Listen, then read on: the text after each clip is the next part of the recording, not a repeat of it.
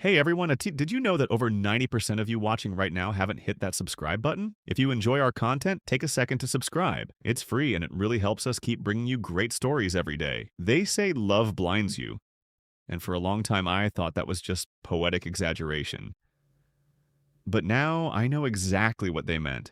I was in love, completely, hopelessly, stupidly in love. Her name was Natalie, and she was everything I thought I ever wanted. Smart, funny, effortlessly beautiful.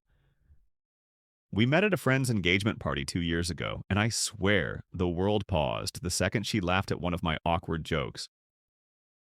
By the end of that night, we were already planning our first date. By the end of that month, I was already imagining a future. We moved in together after a year. A cozy apartment on the east side of town. Nothing too fancy, but it was ours. She worked in marketing at some tech startup. Long hours, big dreams, corporate buzzwords I didn't understand. But she was passionate about it. I ran a small printing business, inherited from my dad. Steady, honest work. She used to say she loved that about me, that I kept her grounded. I believed her. I believed everything. The first sign something was wrong was so subtle I almost missed it. She started working late more often. At first it made sense. Deadlines, new clients, big campaigns. But then there were weekends, company retreats, team building nights. You wouldn't enjoy it, she'd say. It's just a bunch of marketing nerds talking strategy and drinking cheap wine. I trusted her. I wanted to be the kind of man who did. I told myself I was being mature, secure. But trust, when misplaced, is a quiet kind of poison. One night, I came home with her favorite takeout, trying to surprise her. She hadn't texted in hours. The apartment was dark. Her work bag was gone. So was her charger. I waited. Midnight came. No answer. When she finally walked in at 1:30 a.m., smelling like a bar and laughter she hadn't shared with me, she looked startled. "Oh, I didn't realize you'd be up. I brought Thai. You didn't see my text?" She smiled, kissed my cheek. I must have left my phone on silent. "Sorry, babe. Work was crazy." I wanted to believe that. I tried to. But that's when the seed was planted. Over the next few weeks, I started noticing more changes. She was on her phone constantly, but angled it away from me. She got defensive when I asked about her weekend plans. She'd laugh too hard at messages, then lock her screen like a reflex. Her affection cooled in strange ways. We'd still talk, still sleep in the same bed, but she started feeling distant, like she was somewhere else, with someone else. Then came the lie that changed everything. She told me she was going on a weekend work retreat. Upstate, small cabin, no service, full agenda. "You'd hate it," she said. "I'll be back Sunday night." I nodded, smiled, kissed her goodbye at the door like I always did. But something gnawed at me. Something deep, ancient. A whisper in the gut. That Saturday, a freak summer storm rolled through the city. Lightning lit up the sky like fireworks. Roads flooded, power flickered. It was wild, angry weather. I was home alone, trying to distract myself when the phone rang. It was Natalie's mother. She was crying. "Is she okay?" I asked, heart sinking. "What? No, she's with you, isn't she?" My stomach turned. "She told me she was with you this weekend. That's why she didn't call." There it was.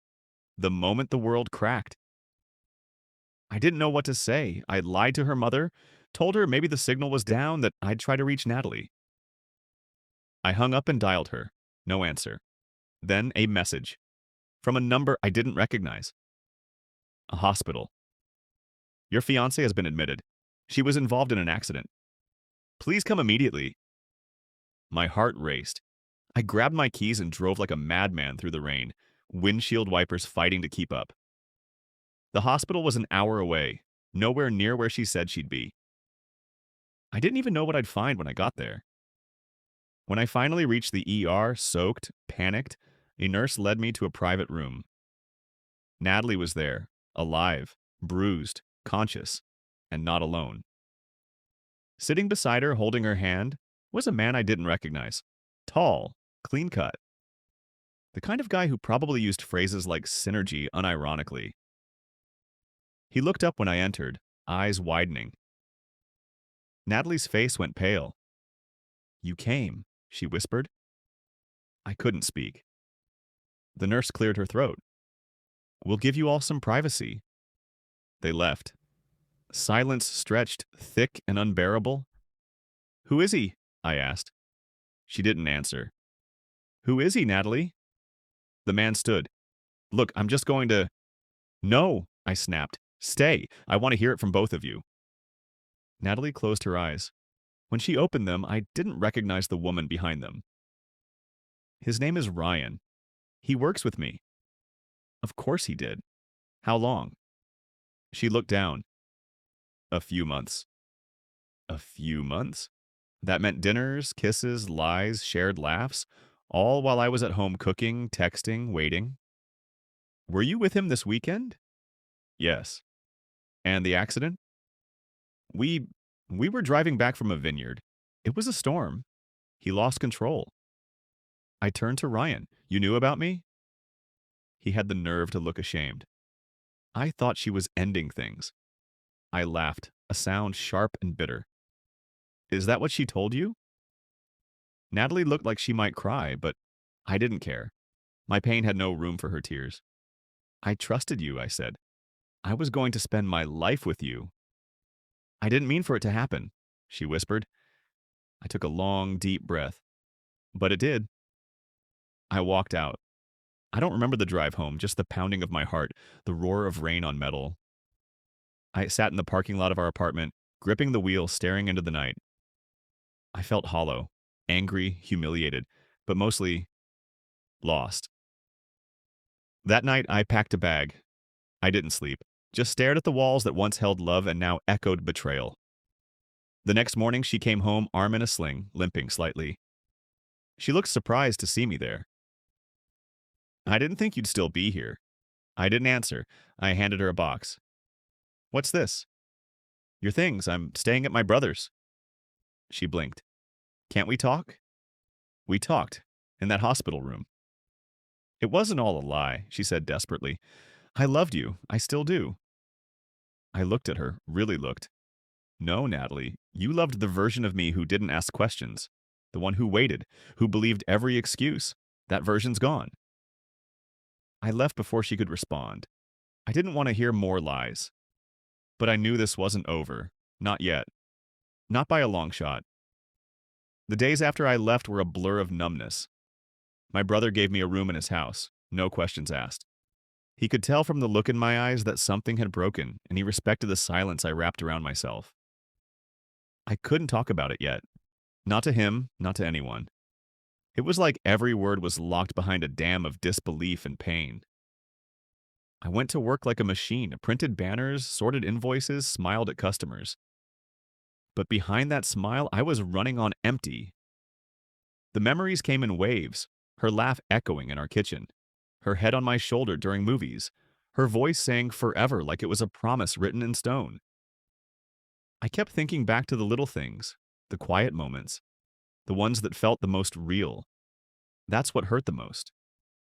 Not the affair itself, but the fact that it rewrote our history. I didn't know which memories were honest anymore. Natalie texted a few times. Simple things at first. I'm sorry. Please talk to me. I'm a mess without you. Then longer messages, apologies wrapped in explanations, regrets soaked in desperation. It was never supposed to be serious. I got in too deep. I was scared. You're the one I should have chosen. I didn't respond. I couldn't. Every time I looked at my phone, I'd feel a twist in my chest. I wanted to scream, to throw something, to cry. But I didn't. I just scrolled past her name and let the silence do the talking. One day, I came home to find her waiting on my brother's front porch. Her arm was out of the sling, but she still looked fragile. Not physically, emotionally. Like she'd been unraveling. She stood up when she saw me, eyes red, hair pulled back in a way that reminded me of simpler days. I know you don't want to see me, she said, voice shaking, but I needed to try. I didn't say a word, just stood there. She stepped closer. I ended things with him. With Ryan. It's over. That doesn't change anything, I said, my voice low. I know, but I couldn't move on without saying what I needed to say. I looked at her, at the woman I once imagined marrying, and all I saw was distance. Then say it. She hesitated. I lost myself. Somewhere between the pressure at work and the expectations I put on us, I don't know, I got scared. Scared of settling, of routine, of not living enough before life locked in. And you think that justifies cheating? I asked. Number nothing justifies it. But I wanted to feel something different. Not because you weren't enough, God, you were more than enough, but because I didn't know how to face what I was feeling. I let the words hang there. They didn't land. They just floated. Meaningless. You blamed me, I said. Back in that hospital room. You let me find out everything at once. No honesty, no choice. Just a wreckage I didn't even cause. She flinched. I was ashamed. I didn't know how to say it. You don't cheat on someone because you're scared of the truth. You cheat because you don't respect what you have. She opened her mouth, then closed it again. There was nothing left to say. I walked past her and into the house. That night, I told my brother everything. He just listened. That's all I needed. A witness to what I'd lived through, someone to acknowledge that I wasn't crazy for feeling destroyed. The next week, Natalie's text messages stopped. No more apologies, no more attempts, just silence. But that silence didn't last. 2 weeks later, I was at a local cafe, catching up, with an old friend when I saw her across the street. Not alone. Ryan was with her. They looked like they were arguing, hands waving, faces tight. Then suddenly she turned and stormed off. Right into the cafe. She saw me. Her face froze. "Oh," she said. My friend looked between us. "You okay, man?" I nodded. "Yeah, just give me a sec." He stepped outside. Natalie approached, unsure, awkward. "You still with him?" I asked flatly. She shook her head. "It's complicated."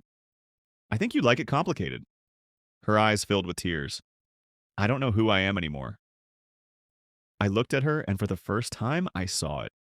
Not the woman I loved, not the villain of my heartbreak, just a person who was lost, drowning in choices she couldn't undo. "You need to figure that out," I said, "but not with me. That chapter's closed." She nodded, wiped her eyes, then, in a small voice, said, "Do you hate me?" I paused, then told the truth. But I don't trust you, and I don't want to." She left.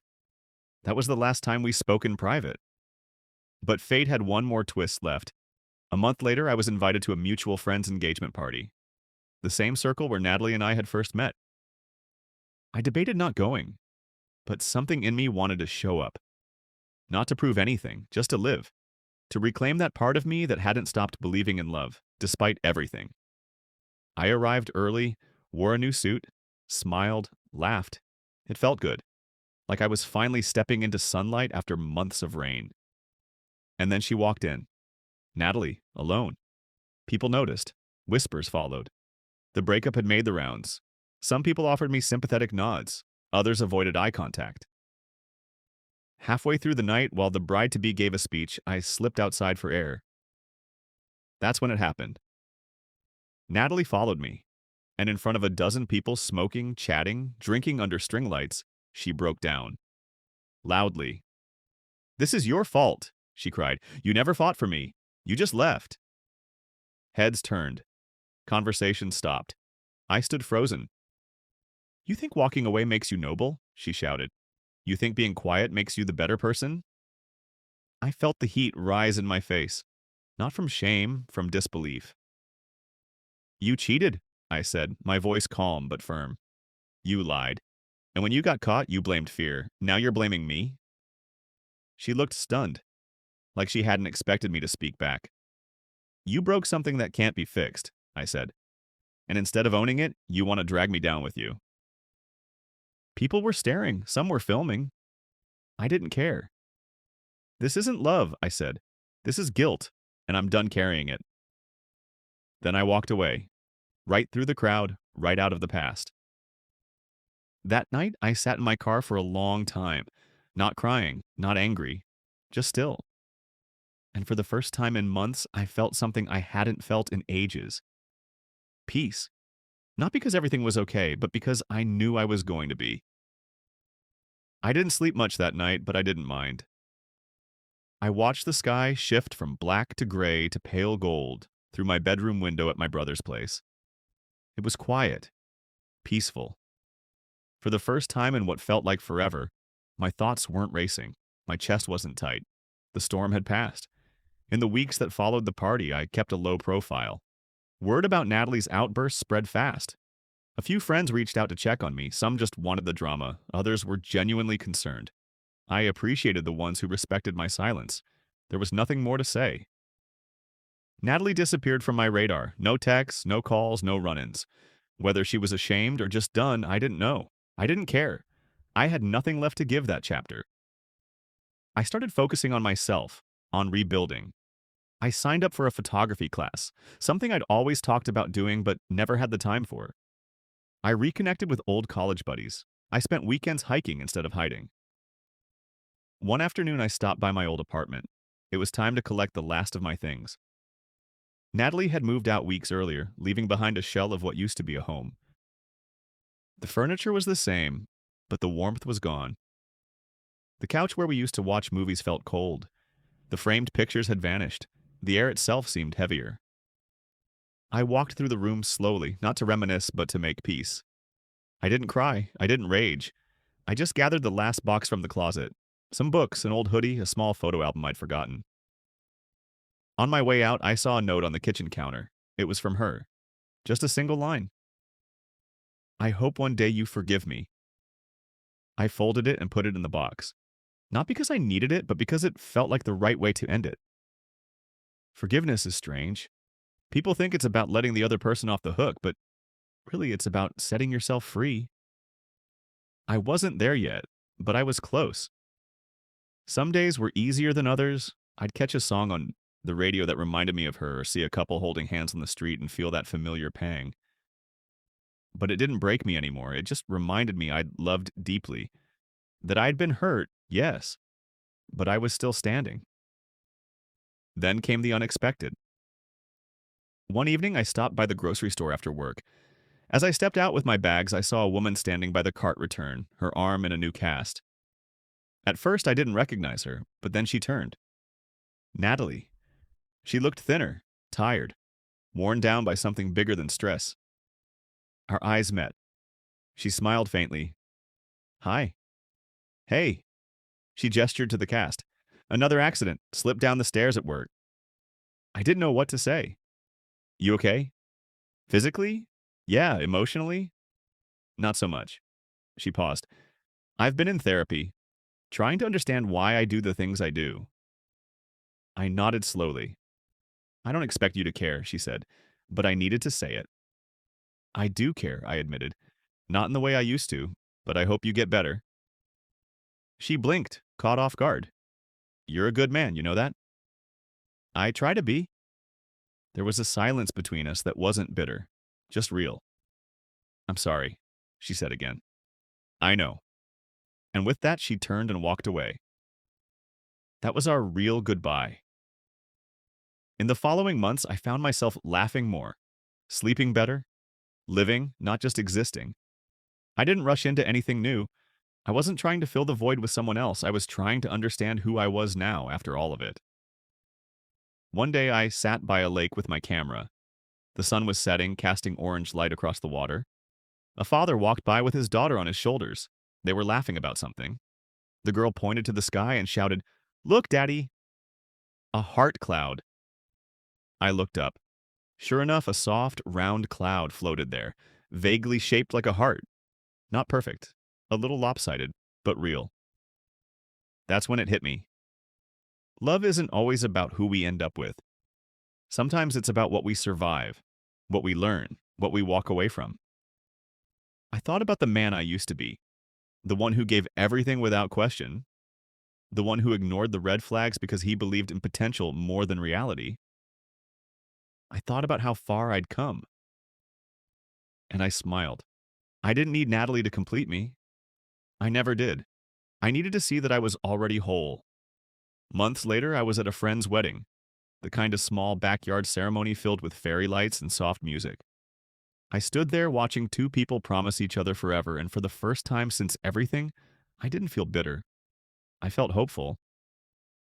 After the ceremony, an older woman asked me if I was married. I smiled and said, "Not yet." She laughed and said, "Well, don't wait too long. Life doesn't hand out too many soulmates." I just nodded. Sometimes it hands out lessons first. And maybe that's the point. Not every love story ends with a happy ever after. Some end with clarity, with self-respect, with strength you didn't know you had. I never got closure from Natalie, but I didn't need it. I found it in my own reflection. I found it in the silence that followed the storm. I found it in the way I chose myself when it mattered most, and if that's not love, I don't know what is. Love, I